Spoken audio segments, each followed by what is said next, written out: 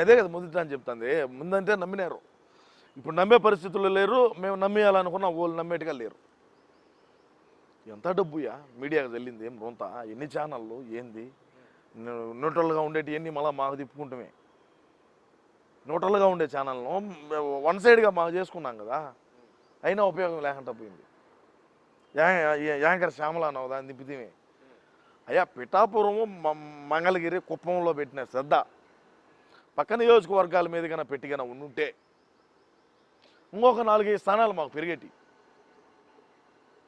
పిఠాపురంలో పవన్ కళ్యాణ్ గారిని ఓడియాలనేది లక్ష్యం అన్నది, మంగళగిరిలో నారా లోకేష్ బాబు గారు ఓడిపోవాలనేది అన్నది, బాబు గారు చంద్రబాబు నాయుడు గారు కుప్పంలో ఓడిపోవాలనేది ఆయన.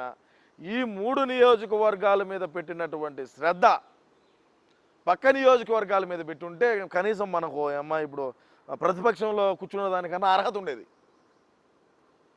పిఠాపురంలో ఏళ్ళని స్క్రాప్ అంతా దించుతుందియా, ఏళ్ళని స్క్రాప్ని అంతా దించినలా. మంగళగిరి అయితేనేమి, కుప్పం అయితేనేమి, ఏం చేస్తావు?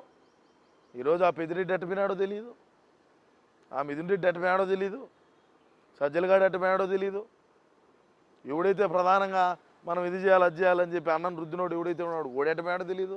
ఇలా మొన్న మీ వీడియో చూశాను సీమరాజా, 11 మంది వచ్చింది కాబట్టి ఆట ఆడుకుందాం ఆంధ్ర అనేది ఒక పెద్ద ప్రోగ్రాం నిర్వహించారు. ఇప్పుడు ఐపీఎల్ కూడా పంపిస్తాను ఏదో మీ కామెంట్ చూశాను.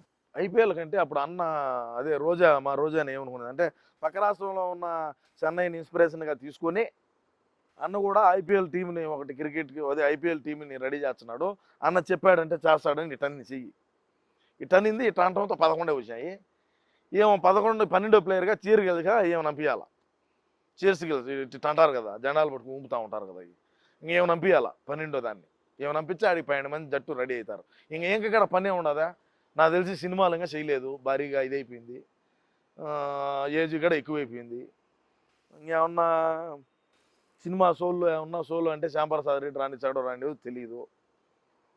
ఎట్టో ఏం పని చేయాల్సిన పని అయితే ఏం లేదు. ఇప్పుడు ప్రభుత్వం మారింది, లేటెస్ట్గా ఒక 500 కోట్లతో విశాఖపట్నంలో రిషికొండది భవనాలు బయటకు వచ్చినాయి. నిన్నే ఎందుకు అంటే మీరు ఉండాలనుకున్నారా లేకపోతే మీ అన్న ఉండాలనుకున్నారా? లేకపోతే అన్న ఆడించే ఇంకా వైజాగ్ నుంచే పాలన సాగుతుందని చెప్పినాడు కదా ఇంతకుముందే. 9వ తేదీ ప్రమాణ స్వీకారము, 9వ తేదీ రాత్రి కూడా ఆడనే కొనుక్కుంటాను అన్నాడు. ఏడా రుషికొండ ప్యాలెస్లో. ఏం పెద్ద ఖర్చు ఏం కాదు, 500 కోట్లు ఖర్చు పెట్టినాడు ప్రజాధనాన్ని అంతే. 500 కోట్లు అంటే అంత సింపుల్ అంతే. ఏం మా ఇంట్లోది కాదు కదా, ప్రభుత్వంది కదా.